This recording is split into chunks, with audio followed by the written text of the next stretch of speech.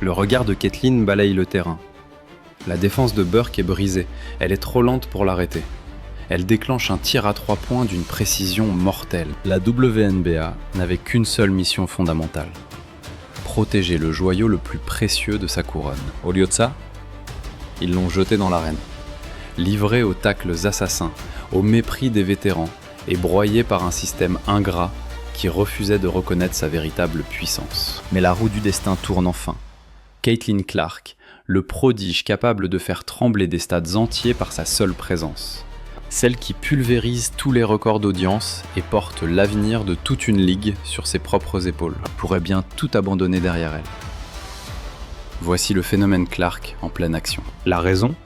Une puissance de l'ombre, dotée de ressources infinies à observer cette profonde injustice que la Ligue s'entête à ignorer. Une offre astronomique d'1 milliard de dollars viendrait d'être posée sur la table des négociations. Les recruteurs de la NBA rôdaient dans les gradins de la Williams Arena ce soir-là, observant un match féminin des Gophers qui affichait complet. Un trésor de guerre si colossal qu'il réduit la grille salariale de toute la Ligue à de la vulgaire petite monnaie. Cet empire chancelant survivra-t-il si sa poule aux œufs d'or décide de tourner les talons ? Une ligue entière peut-elle s'effondrer, victime de sa propre arrogance et de son aveuglement pitoyable ? La réponse à cette question pourrait bien réécrire l'histoire du basketball féminin pour l'éternité. Et quand la lumière des projecteurs se sera éteinte, restera-t-il quelqu'un d'assez puissant pour prendre la relève ?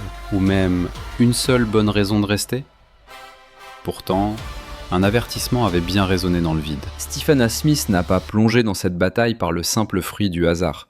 Le célèbre analyste d'ESPN a toujours dégainé ses vérités tranchantes, sans jamais reculer face à la pression. Cela faisait des mois qu'il préparait patiemment le terrain pour cet affrontement ultime, pointant du doigt l'incompétence de la WNBA avec une fureur qu'aucun autre commentateur n'osait afficher à l'écran. Pendant que ses confrères jouaient la carte de la prudence pour sauver leur peau, Stephen a choisi la voie du guerrier. Il est devenu le seul héros refusant de sourire face à une tragédie évidente. Alors que le monde entier voyait clairement que l'édifice était en train de s'écrouler de toutes parts, à chaque fois que Caitlin encaissait un coup bas d'une violence inouïe, il hurlait à l'injustice en direct. Oui, Caitlin Clark, la superstar absolue, élue recrue de l'année pour le Fever de l'Indiana, le joyau qui, à la force de son aura, repoussait cette ligue du gouffre de l'oubli. Mais à chaque fois, les hautes sphères ont lamentablement échoué à déployer un bouclier pour la protéger. Elle qui générait pourtant une montagne de richesses jamais vue dans toute l'histoire de la franchise. Il s'est dressé devant la nation tout entière, forçant les exécutifs à affronter les questions qui les terrifiaient. Pendant que ces lâches se terraient derrière de pathétiques communiqués de presse et des discours formatés, Stephen refusait de se laisser réduire au silence. Il avait percé à jour leur complot vicieux. Et il s'est assuré que l'Amérique entière en soit le témoin absolu. Sur le plateau de First Take, il a lâché une véritable bombe, exigeant la démission immédiate de la commissaire Cathy Engelbert. Aucune formule de politesse.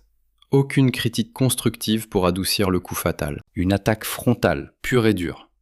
Elle devait rendre sa couronne sur le champ, car elle avait souillé de ses propres mains le plus grand miracle tombé du ciel pour leur sport. Il a mis en lumière le venin de la jalousie et l'amertume dévastatrice. Un poison qui poussait les vétérans à brutaliser un talent générationnel, celle qui aurait dû être couronnée en héroïne. Il a hurlé au scandale absolu de voir une déesse des parquets voyager sur de vulgaires vols commerciaux. Coincée dans des cabines minuscules, alors que des joueurs masculins avec la moitié de son impact culturel se prélassaient comme des empereurs dans des jets privés luxueux, entourés de tous les privilèges. Il a défié le conseil en direct, demandant pourquoi ils avaient osé l'exclure de l'équipe olympique sacrée, alors qu'elle était, sans l'ombre d'un doute, l'astre le plus éblouissant de toute la discipline. L'unique élu capable de forcer l'humanité entière à s'agenouiller devant le basketball féminin. Et malgré toutes ces tempêtes, sa prophétie n'a cessé de résonner comme une lame de fond. Que si cette ligue ne s'éveillait pas immédiatement pour purger sa propre corruption,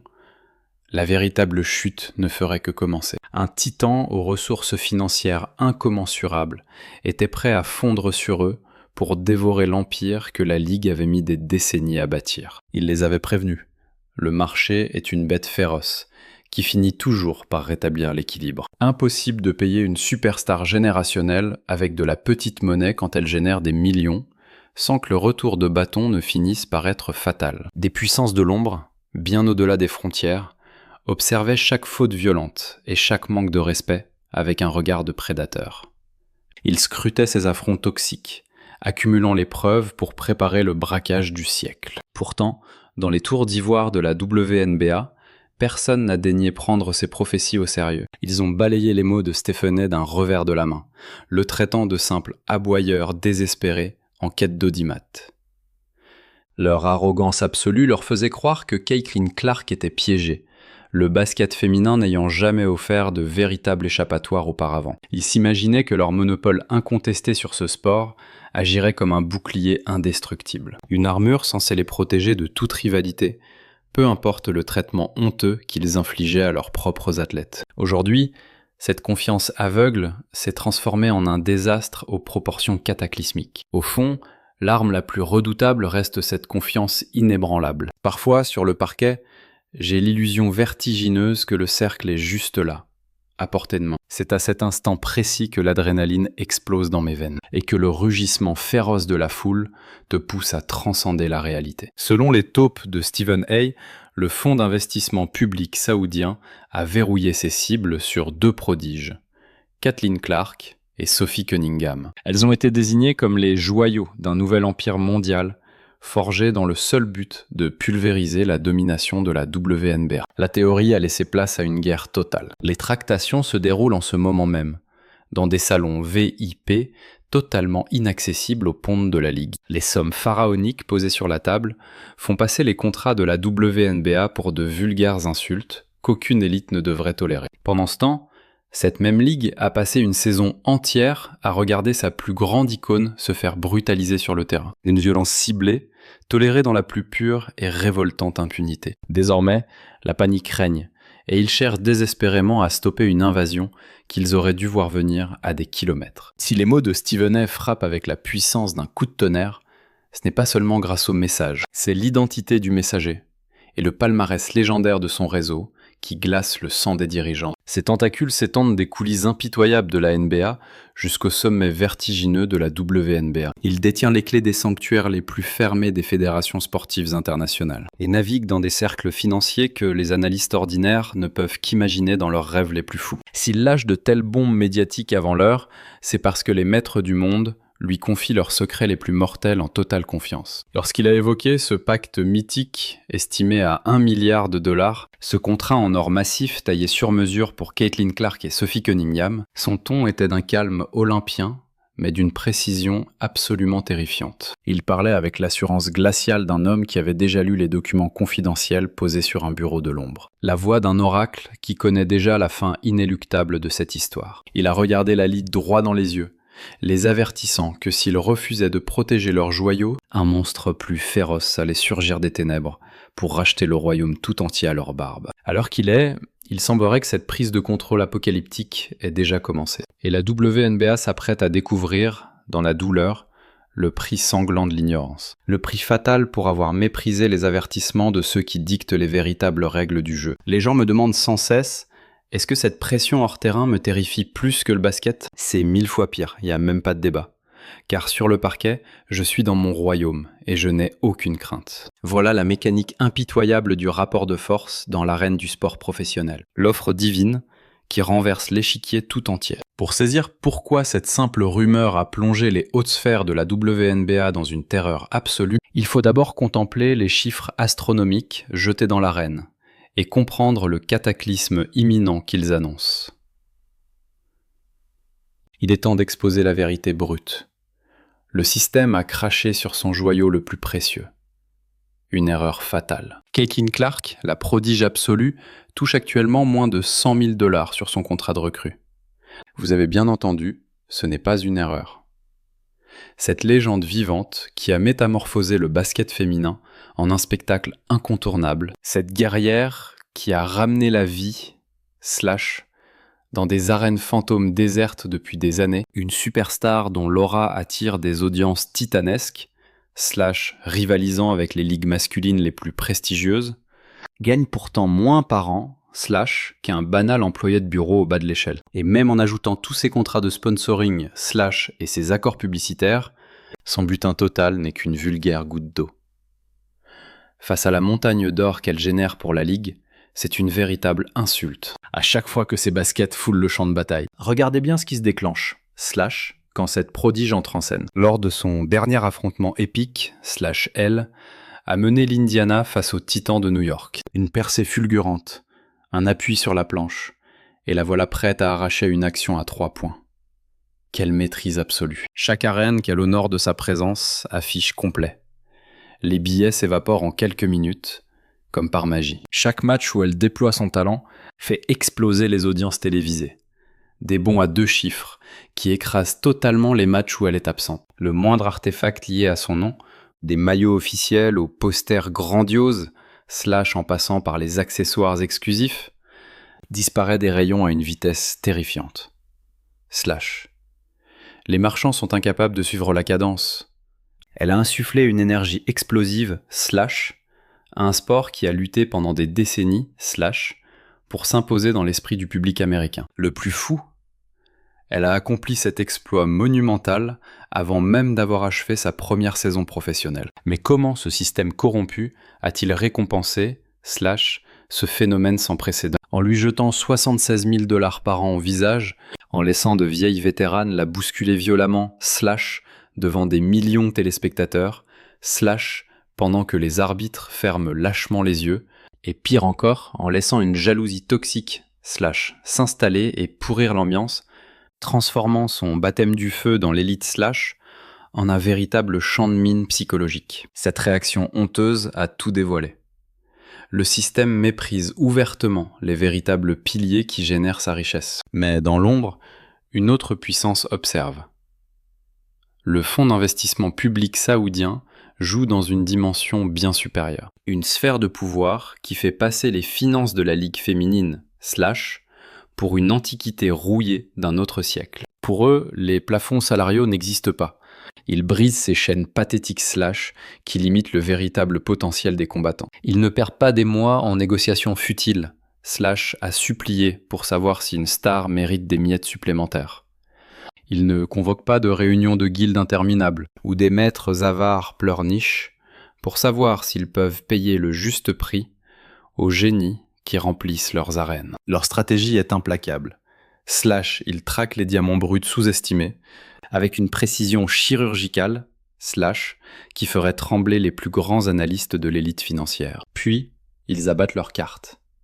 Des chèques colossaux capables de métamorphoser une vie en une nuit et d'anéantir l'équilibre de n'importe quelle ligue sportive. Ils forgent de nouveaux empires rivaux de toutes pièces, conçus dans un seul et unique but / ringardiser et pulvériser l'ancien système mondial. Ne croyez pas que ce sont de simples rumeurs.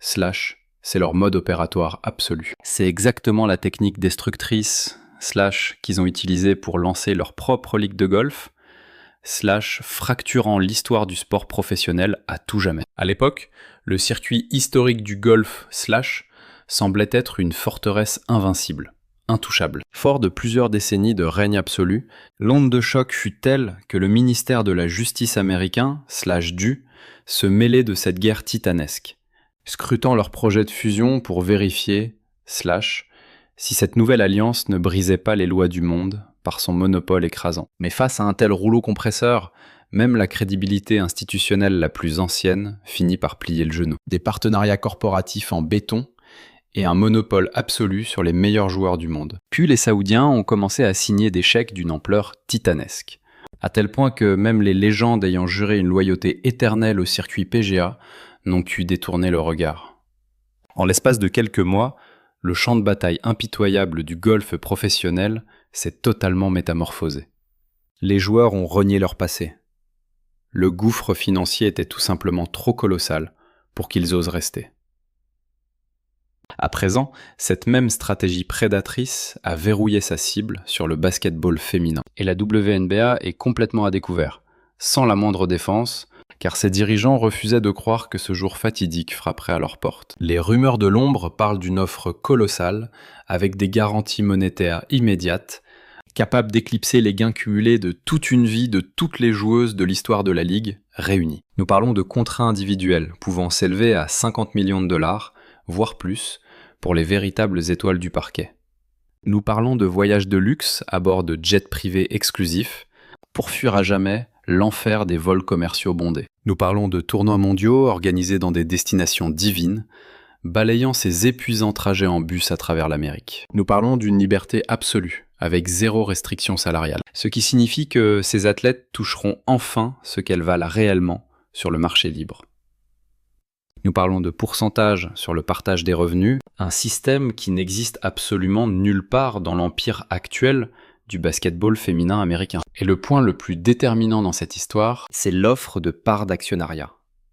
Une chance inouïe de passer du statut d'employé jetable à celui de véritable partenaire au sommet de leur art. Face à une proposition d'une telle envergure, le contrat de recrue de la WNBA, avec ses ridicules 76 000 $, sonne comme une véritable insulte. La comparaison est tout simplement impossible. Ce n'est même plus une négociation stratégique entre deux alternatives. C'est une mission de sauvetage absolue pour des athlètes de classe mondiale, des femmes criminellement sous-payées et systématiquement rabaissées tout au long de leur carrière, alors qu'elles généraient des fortunes incommensurables pour tout le monde, sauf pour elles-mêmes. Comment la WNBA a-t-elle pu orchestrer sa propre chute ? Sans le savoir, la Ligue a elle-même forgé l'arme qui la détruirait, créant la faille parfaite pour cette prise de contrôle. Pendant des années, les joueuses ont hurlé leur désespoir face à des revenus misérables, des calendriers de voyage destructeurs, des matchs sans répit ni vol privé, et une atmosphère plus étouffante que protectrice. Mais le véritable point de rupture a explosé au moment exact où Caitlin Clark a fait son apparition. Au lieu de couronner la prodige qui a fait renaître l'affluence dans les arènes, Clark décoche un 3 points dévastateur. Les audiences télévisées et les ventes de produits dérivés ont explosé à la seconde même où elle a touché le parquet. Pourtant, la Ligue a laissé une vague d'hostilité empoisonnée définir toute son ère de recrue. Des vétéranes, censées être des modèles, l'ont traitée comme une intruse à écraser. Une ombre menaçante planait sur le terrain avant même le premier coup de sifflet de la saison. Les commentaires acides des stars établies révélaient une profonde rancœur, refusant d'accueillir un talent béni des dieux dans leur sanctuaire. Et c'est là que le lynchage physique a impitoyablement commencé. Le choc brutal porté par Chennedy Carter a été l'étincelle qui a tout fait basculer. Des millions de fans ont vu Clark se faire violemment faucher en plein direct face à des arbitres restés de marbre. Ce qui aurait dû être une faute flagrante a été balayé d'un revers de la main, comme un vulgaire incident de parcours. Les réseaux sociaux se sont embrasés, consumés par une onde de choc et de fureur. Les spectateurs occasionnels, venus spécialement pour admirer la magie de Caitlin Clark, se sont retrouvés témoins d'une injustice révoltante. Une institution aveuglée par la jalousie, préférant sacrifier son atout majeur plutôt que d'accepter l'émergence d'une nouvelle ère. Dans les couloirs obscurs de l'association, les murmures de l'ancienne garde résonnaient sans cesse, refusant farouchement de céder leur trône et leur contrôle. Les experts du monde entier s'interrogeaient. Pourquoi l'organisation suprême s'acharnait à imposer sa hiérarchie dépassée, au lieu de chevaucher cette vague de puissance inédite? En un instant, l'atmosphère est devenue glaciale, marquant un point de non-retour absolu. Comment une ligue assoiffée de croissance pouvait-elle laisser son étoile la plus brillante se faire traquer sans pitié sur le terrain, et ce dans une impunité totale? La réponse a mis en lumière des fractures profondes et toxiques, qui gangrenaient les fondations bien avant même l'éveil de Caitlin. Sur le terrain, prise au piège d'un écran, on lui arrache brutalement son élan. Une simple deuxième perte de balle pour notre prodige, mais le mal était fait. C'est précisément ce genre de faille critique que traquent les titans de l'investissement. La frustration, le chaos interne et ces instants fatidiques où un empire privilégie ses guerres d'ego au détriment de sa propre gloire éternelle. Au moment où la faction saoudienne a commencé à scruter l'horizon en quête de nouvelles proies, l'institution leur avait déjà offert un miracle sur un plateau d'argent, baignant dans la controverse. Une héroïne solitaire, abandonnée par les siens. Une armée de fans enragés réclamant justice et châtiment. Une ligue totalement incapable de maîtriser sa propre destinée. Au lieu de cultiver cette graine légendaire, la plus colossale opportunité de toute son histoire, l'association a poussé son joyau absolu directement dans les griffes du plus offrant. Voilà la véritable raison pour laquelle l'aura de Caitlin Clark est évaluée à $1 milliard. Ce n'est pas un caprice du destin si les seigneurs de la finance mondiale ont encerclé son nom. À leurs yeux de prédateurs, elle incarne une puissance bien supérieure à de vulgaires statistiques de match, ou à des pourcentages de tirs banals. Elle est une anomalie à l'échelle planétaire, capable de métamorphoser n'importe quelle arène en un spectacle divin, et ce, en une seule nuit. Son impact colossal pulvérise la logique mathématique, laissant les experts traditionnels totalement impuissants face à l'ampleur du phénomène. Une évidence que l'élite financière a saisie en un battement de cils. Son charisme irradie instantanément au-delà des frontières. Les fragments vidéo de ses tirs magistraux à 3 points enflamment les réseaux de pays entiers, où le basket n'était jusqu'alors qu'un murmure lointain. Des millions d'âmes qui n'avaient jamais posé les yeux sur ce championnat sont soudainement hypnotisées par sa seule présence sur le parquet. Des générations entières se déplacent en pèlerinage vers les immenses arènes, avec pour unique quête d'admirer sa légende de leurs propres yeux, gravant des souvenirs indélébiles qui forgent une armée de fidèles pour l'éternité. Elle a éveillé une magie que cette dimension sportive n'avait jamais osé rêver. L'émergence d'une véritable divinité du terrain, qui sature d'énergie chaque salle où elle pénètre et fascine chaque écran qui capte son image. Les maîtres de l'Est ont parfaitement mesuré la rareté absolue d'une telle domination, dans l'arène impitoyable du sport professionnel. Un univers qui brasse des montagnes d'or, forgé par des figures iconiques vénérées par les foules, et des armadas titanesques, possédant des infrastructures colossales. Mais un véritable pilier capable de porter le monde entier n'apparaît qu'une fois par décennie. Ces êtres d'exception, capables de soulever l'avenir d'une dimension tout entière sur leurs seules épaules, et d'envoûter des foules qui ignoraient tout de ce monde.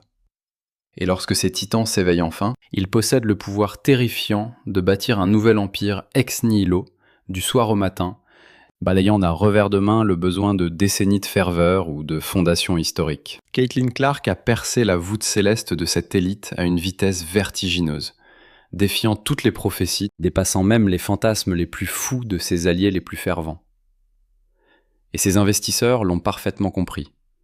Ils n'ont plus une seconde à perdre pendant que l'ancienne ligue sabote bêtement le destin de son propre prodige, noyé dans sa propre incompétence, sa jalousie amère et sa gestion catastrophique. S'ils désirent réellement forger un empire d'1 milliard de dollars destiné à écraser l'industrie mondiale du divertissement sportif, il leur faut ce noyau absolu, cette reine capable de verrouiller l'attention du globe entier dès l'aube du premier jour, sans avoir à mendier des années de stratégie de l'ombre. Caitlin Clark est ce cœur nucléaire. La perdre ne signifierait pas seulement faire une croix sur une athlète de génie. Caitlin Clark, vous allez très vite comprendre l'ampleur du cataclysme. Retour en arrière, fin du premier quart-temps. C'est le cœur même de la ligue qui s'arrêterait de battre. Le moteur de croissance absolue dont la WNBA dépend pour survivre. Son arme secrète pour écraser les futures négociations des droits télévisés. Et pour enfin prouver aux chaînes sceptiques que le basket féminin mérite des investissements colossaux. L'implication de Sophie Cunningham a profondément choqué ceux qui ne jurent que par les statistiques. Mais pour les véritables stratèges, ceux qui décryptent l'aura, le marketing et les arcanes du sport moderne, sa présence dans cette équation sonnait comme une évidence absolue. Sophie n'est pas qu'un simple pion sur l'échiquier. Elle a forgé une aura qui rayonne bien au-delà du parquet. Mais elle refuse de se laisser écraser, Ramona. Ouais, parfois c'est juste un bizutage à la dure, d'autres fois c'est exactement la vision prophétique de Toby. Elle possède un charisme foudroyant, une présence écrasante et un tempérament de feu. Une véritable étincelle qui embrase instantanément le cœur des supporters. Son influence sur les réseaux sociaux pulvérise l'engagement de joueuses aux statistiques bien plus lourdes. Les magnats internationaux de l'ombre ne choisissent pas leurs étoiles sur de banales moyennes de points. Ils traquent des auras capables d'enflammer les débats et de déclencher des ondes de choc. Et d'hypnotiser un public totalement novice. Un profil que Sophie incarne à la perfection. Associer sa puissance à la magie de Caitlin Clark, c'est forger une alliance terrifiante. Un duo de légendes autour duquel les sponsors pourraient instantanément bâtir un empire. Caitlin Clark s'impose avec 32 points, 9 passes décisives et 8 rebonds dévastateurs. Revoilà Clark, de retour sur le champ de bataille. Caitlin attire la lumière du monde entier, tel un soleil éclatant, tandis que Sophie déploie ce magnétisme qui tient les foules en haleine hors de l'arène. Ce projet saoudien ne cherche pas à cloner le système de la WNBA. Ils veulent des titans. Ils exigent des icônes dont le seul visage suffit à faire trembler le monde. Ils réclament des instants d'anthologie, prêts à enflammer la culture sportive à l'échelle planétaire. Et dans leur viseur, ces deux prodiges sont l'arme absolue. Mais écoutez ce silence.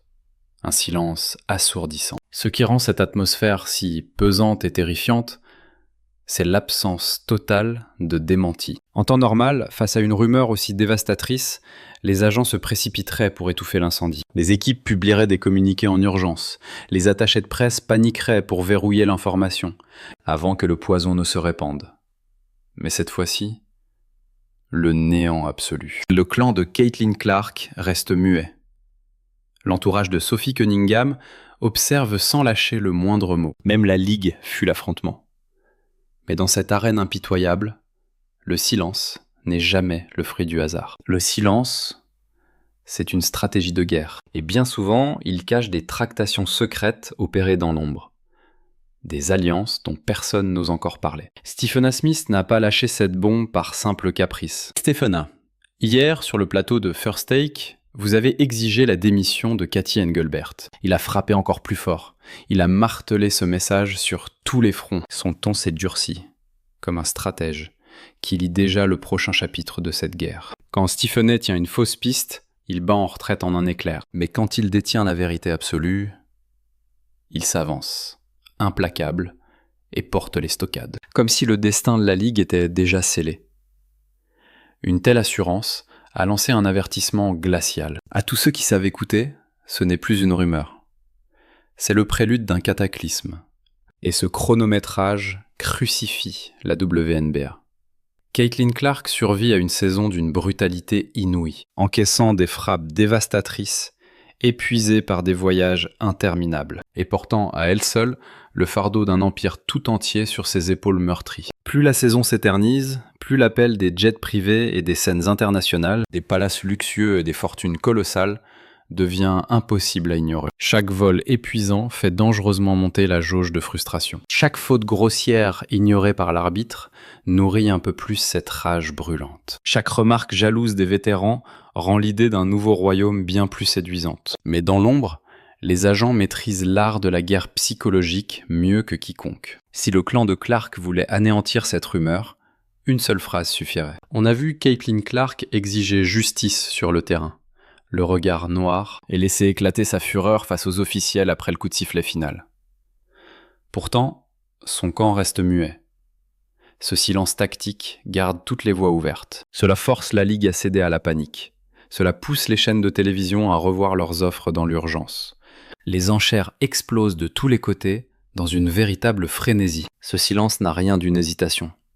C'est une arme de pression absolue. Et cela prouve que les joueuses ont enfin éveillé la conscience de leur véritable pouvoir. L'organisation pensait détenir le monopole absolu sur sa propre destinée. Elle croyait naïvement que la loyauté et la tradition pourraient enchaîner le plus grand prodige de son histoire. Mais cette illusion vient de voler en éclats.